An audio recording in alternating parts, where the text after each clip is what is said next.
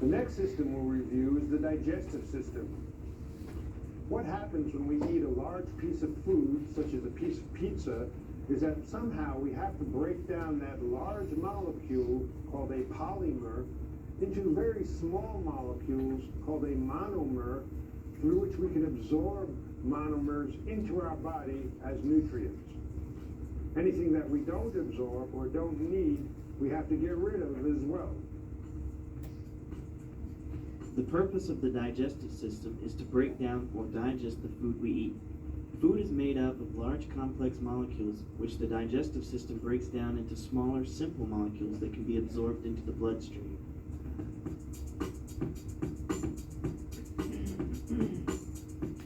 The digestive system consists of basically a 30-foot-long tube within our body. One end of the tube is here, where we take food in, and that food travels all the way down this 30-foot-long tube to the other end of our body. This is called the digestive tract or GI tract. Accessory organs secrete substances into our tract, such as the pancreas, liver, gallbladder, and salivary glands. The digestive system utilizes two groups of organs, the gastrointestinal, called the GI tract, and accessory digestive organs. Organs of the GI tract are the mouth, pharynx, esophagus, stomach, small intestine, and large intestine. Accessory digestive organs are the teeth, tongue, salivary glands, liver, gallbladder, and pancreas.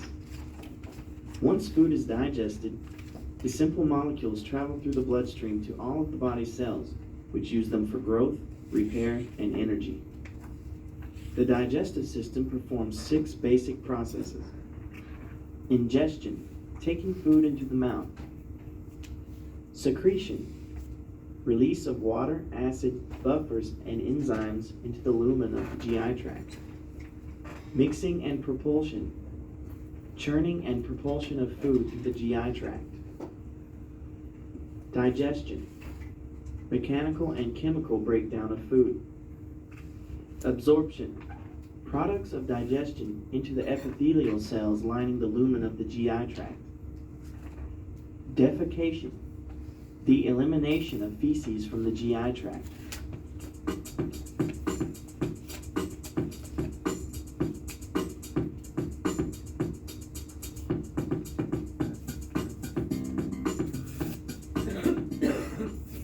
Four layers form the wall of the GI tract from the lower esophagus to the anal canal with some variations. We will identify them from deep to superficial. They are the mucosa, the submucosa, the muscularis, and serosa.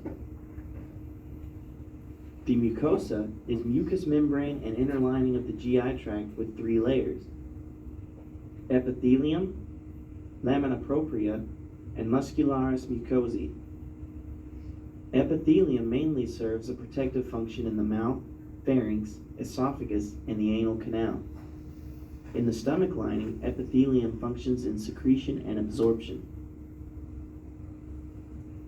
A real or connective tissue binds the mucosa to the muscularis, constituting the submucosa. It contains many blood and lymphatic vessels that receive absorbed food molecules. Submucosal plexus, or plexus of Meissner, is an extensive network of neurons that are located in the submucosa. The mouth, pharynx, and superior and middle parts of the esophagus utilize skeletal muscle that enables voluntary swallowing. Muscularis contains the skeletal muscle for this and other bodily functions. Muscularis skeletal muscle also forms the external sphincter that permits voluntary control of defecation. Smooth muscle is found throughout the rest of the tract that has involuntary contractions to help break down food physically, mix it with digestive secretions, and propel it along the tract. Between the layers of the muscularis is the second plexus of the enteric nervous system, the myenteric plexus.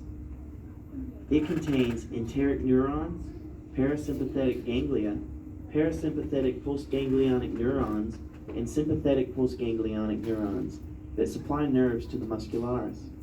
This plexus particularly controls the motility of the GI tract, the frequency and strength of the contraction of the muscularis. A superficial layer called the serosa are those portions of the GI tract that are suspended in the abdominal pelvic cavity. It is inferior to the diaphragm and is also called the visceral peritoneum, forming a portion of the peritoneum. The peritoneum is the largest serous membrane of the body, consisting of a layer of simple squamous epithelium called mesothelium. This smooth, transparent serous membrane has an underlying supportive layer of connective tissue and is divided into the parietal peritoneum and the visceral peritoneum. The parietal peritoneum lines the wall of the abdominal pelvic cavity, and the visceral peritoneum covers some of the organs in the cavity and is their serosa. Between the parietal and visceral portions of the peritoneum is the peritoneal cavity, where serous fluid is contained. The greater omentum drapes over the transverse colon and coils of the small intestine. It is the largest peritoneal fold, a double sheet that folds back upon itself, a four-layered structure that is like a fatty apron. The stomach and duodenum from the liver are suspended by two folds in the serosa called the lesser omentum. The falciform ligament attaches the liver, the only digestive organ that is attached, and the diaphragm to the anterior abdominal wall. The small intestine is bound to the posterior abdominal wall by a fan-shaped fold of the peritoneum called the mesentery.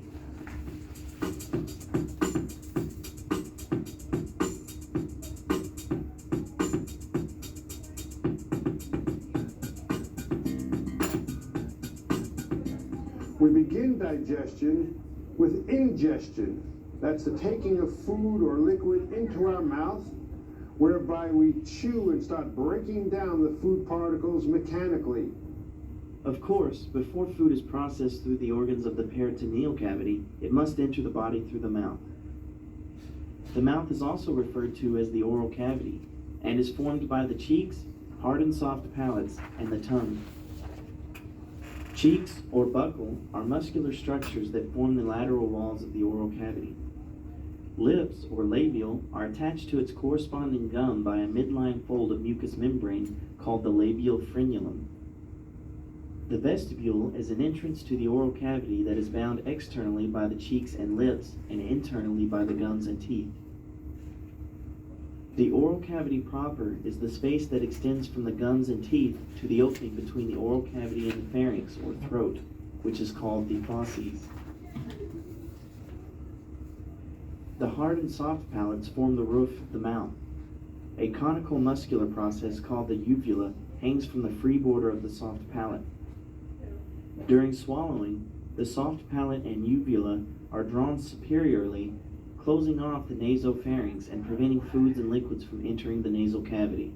The palatoglossal arch extends to the side of the base of the tongue, and the palatopharyngeal arch extends to the side of the pharynx.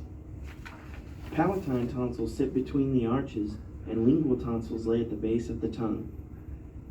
The mouth opens into the oropharynx through the fauces. Salivary glands release a secretion called saliva into the oral cavity to keep the mucous membranes of the mouth and pharynx moist and to cleanse the mouth and teeth. Secretions of saliva increase when food enters the mouth so that it will be lubricated, dissolved, and the chemicals of food begin to be broken down.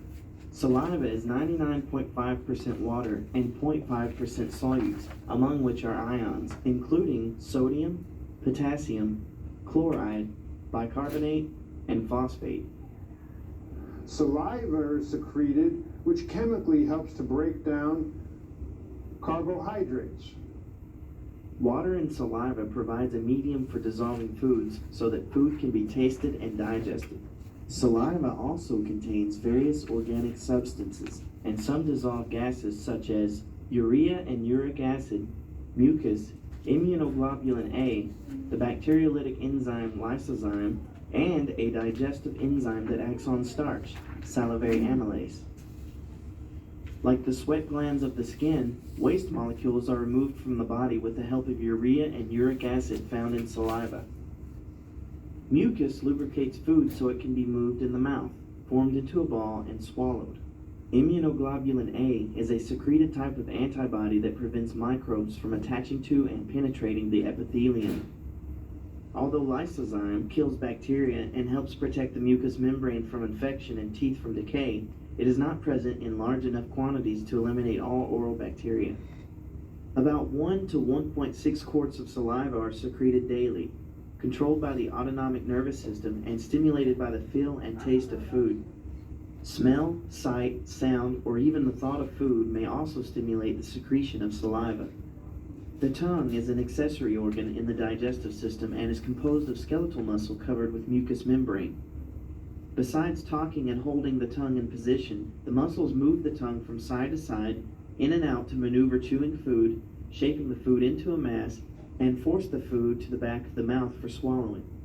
Small projections called papillae that are shaped similar to a nipple cover the tongue with keratinized epithelium. Many papillae contain taste buds. Those that do not contain receptors for touch and increase friction between the tongue and food. Lingual glands secrete both mucus and watery serous fluid that contains the enzyme lingual lipase, which acts on triglycerides.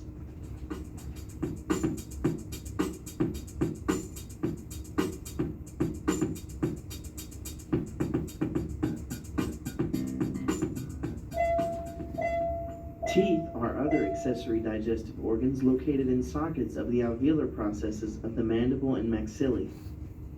Gums extend slightly into each socket to form gingival sulcus. Each socket is lined by the periodontal ligament or membrane. Dense fibrous connective tissue is attached to the socket walls and the cemental surface of the roots, anchoring the teeth in position and acting as a shock absorber during chewing. Teeth are composed primarily of dentin, a calcified connective tissue that gives the tooth its basic shape and rigidity. Since it has a higher content of calcium salts, 70% of dry weight, dentin is harder than bone. Enamel covers the dentin of the crown, consisting primarily of calcium phosphate and calcium carbonate. As the hardest substance in the body, enamel protects teeth from the wear and tear of chewing and against acids that can easily dissolve dentin. Cementum is another bone-like substance that covers the dentin of the root and attaches the root to the periodontal ligament. Primary teeth begin to erupt at about 6 months of age, with one pair appearing each month until all 20 baby teeth or milk teeth are present. These are called deciduous teeth because they fall out. Closest to the midline are the incisors, which are adapted for cutting into food. Next to the incisors are the cuspids, or canines, which have a pointed surface and are used to tear and shred food. The first and second molars lie next to them and work to crush and grind food. 32 permanent teeth replace the 20 deciduous teeth between the ages of 6 and 12 years. Deciduous molars are replaced by first and second bicuspids, which are used for crushing and grinding. Chewing or mastification results in mechanical digestion of food that is manipulated by the tongue, ground by the teeth, and mixed with saliva. Deglutition, or swallowing, is a mechanism that moves food from the mouth into the stomach. We then swallow the food. It's called a bolus at this point. The epiglottis folds down, covering the trachea, so that the bolus enters this pipe or tube called the esophagus.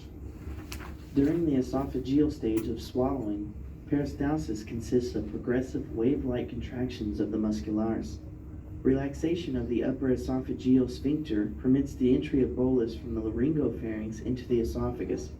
The esophagus secretes mucus and pushes the food bolus to the stomach as the lower esophageal sphincter relaxes.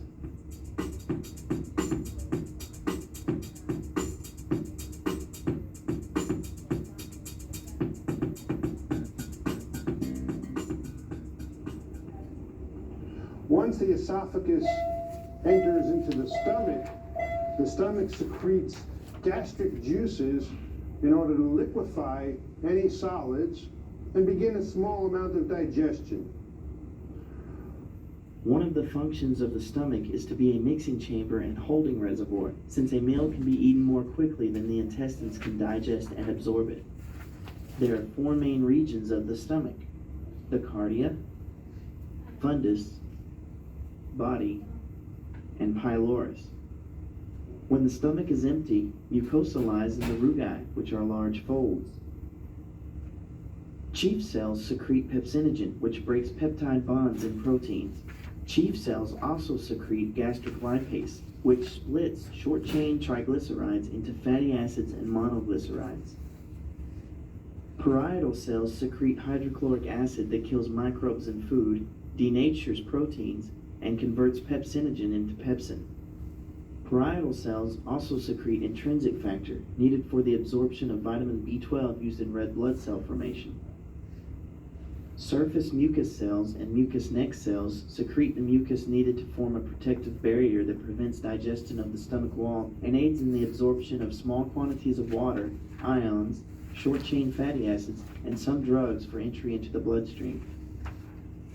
G cells secrete the hormone gastrin, which stimulates parietal cells to secrete HCI and chief cells to secrete pepsinogen, resulting in the contraction of the lower esophageal sphincter, increasing motility of the stomach, and relaxing the pyloric sphincter. Once liquefied, chyme, as it's now termed, leaves the stomach and enters into a 20-foot-long tube called the small intestine. The muscularis macerates food and mixes it with gastric juice, forming chyme. These mixing waves in peristalsis force chyme through the pyloric sphincter. As the pyloric sphincter opens to permit and regulate the passage of chyme into the duodenum, it also prevents flow of chyme from the duodenum back to the stomach.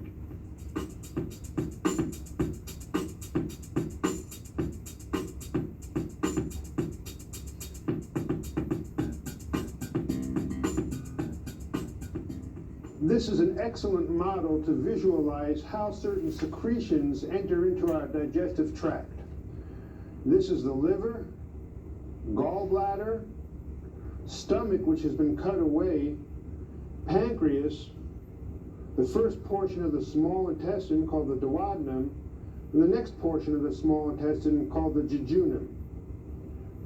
The liver produces and secretes bile, which leaves the liver via the right and left hepatic duct, which merge outside of the liver to form the common hepatic duct, and then the bile enters via the cystic duct to be stored in the gallbladder. When we eat food, a reflex occurs that causes the gallbladder to contract. Bile comes out the cystic duct and travels down the common bile duct. Chemical digestion in the small intestine depends on the activities of accessory organs, including the pancreas, liver, and gallbladder, and their contributions to digestion. The main pancreatic duct merges with the common bile duct to form the hepatopancreatic ampulla, which empties into the duodenum. Digestive enzymes and bicarbonate are produced by the pancreas to enter into the small intestine's duodenum. Each day, the pancreas produces about 1.2 to 1.5 quarts of a secreted mixture of fluid and digestive enzymes into the small intestine, called pancreatic juices, consisting of clear, colorless liquid of mostly water, some salts, sodium bicarbonate, and several enzymes. As the carbohydrate digesting enzyme, pancreatic amylase, and protein digesting enzymes, trypsin, chymotrypsin, carboxypeptidase, and elastase are produced, they remain inactive until they encounter an activating brush border enzyme called enterokinase in the lumen of the small intestine. The liver is the heaviest gland, weighing in at about 3 pounds, and after the skin is the second largest organ of the body in an average adult. The liver produces bile, which is needed to break down fats, and the bile is stored in the gallbladder. Besides secreting the bile needed for absorption of dietary fats, the liver performs many other vital functions in digestion: carbohydrate metabolism, lipid metabolism, protein metabolism, processing of drugs and hormones, excretion of bilirubin, synthesis of bile salts, storage, phagocytosis, activation of vitamin D. The function of the gallbladder is to store and concentrate bile up to 10 times until it is needed in the small intestine. Water and ions are absorbed by the gallbladder mucosa during the concentration process. Should one develop a gallstone due to too much fat in one's diet, the pancreas has an accessory pancreatic duct that goes directly into the duodenum, bypassing merging with the common bile duct.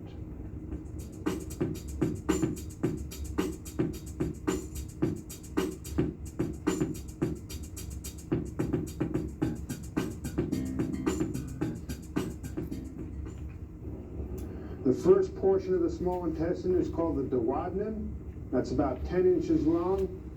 The next portion of the small intestine is called the jejunum, which is about 8 feet long. And the last portion of the small intestine is termed the ileum, which is about 12 feet long and terminates here at the beginning of the large intestine. The small intestine is the part of the GI tract where most digestion and absorption occur.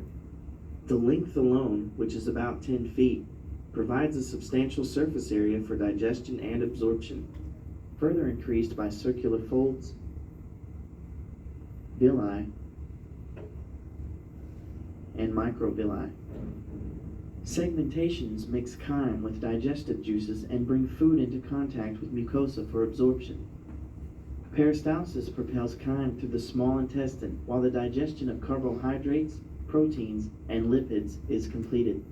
Digestion of nucleic acids is begun and completed in the small intestine as well.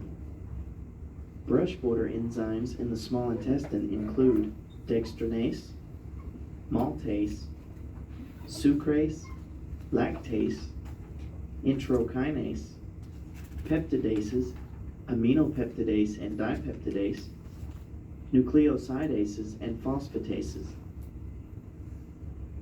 In the small intestine, a collective effort of the pancreatic juice, bile, and intestinal juice completes the digestion of carbohydrates as monosaccharides, proteins as amino acids, lipids as monoglycerides, nucleic acid as RNA and DNA. Absorption occurs as digestive nutrients pass from the gastrointestinal tract into the blood or lymph. Many electrolytes that are absorbed by the small intestine come from the gastrointestinal secretions, and some are part of ingested foods and liquids. The small intestine is the site where most monomers are absorbed back into our body. Anything that is not needed or not absorbed becomes waste product to be eliminated via the large intestine. About 90% of nutrients and water are absorbed in the small intestine, leaving 10% to occur in the stomach and large intestine. All water absorption in the GI tract occurs via osmosis. Separating the ileum from the large intestine is an ileocecal valve. About an inch inferior to that ileocecal valve is where we find our appendix. There's still no known digestive function of the appendix, but it is a known lymphatic organ.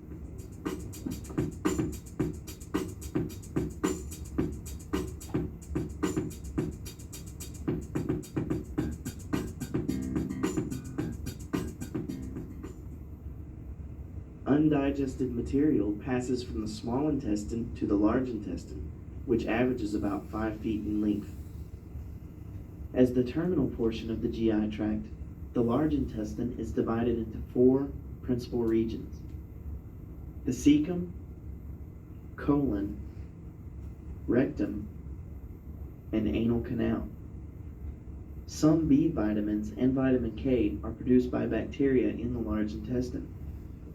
While some absorption of water, ions, and vitamins occur in the function of the large intestine, churning in the pouches called haustra, peristalsis, and finally a mass peristalsis drive the contents of the colon into the rectum. Food in the stomach initiates gastrocolic reflex in the colon and causes mass peristalsis to take place 3 or 4 times a day during or immediately after a meal. After chyme remains in the large intestine for 3 to 10 hours, it becomes solid or semi-solid because of water absorption. Chyme that has entered into the large intestine is now called feces. Feces will travel up the ascending colon, across the transverse colon, down the descending colon, into the sigmoid colon, which leads into the rectum, which leads into the anal canal, which leads into the anus. Fecal material is pushed from the sigmoid colon into the rectum, resulting in a distension of the rectal wall, stimulating stretch receptors, and initiates a defecation reflex. Defecation, or emptying of the rectum, is guarded by an internal anal sphincter of smooth muscle for involuntary elimination.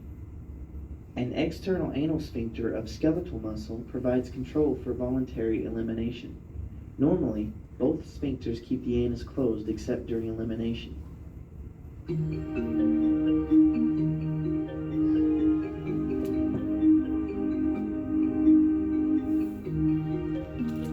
So what we've seen with the digestive system is the ability to break down large food particles called polymers into small food particles called monomers, that we can absorb these monomer nutrients into our body in order to keep life going. Without the ability to do this, we would not be able to sustain life at all.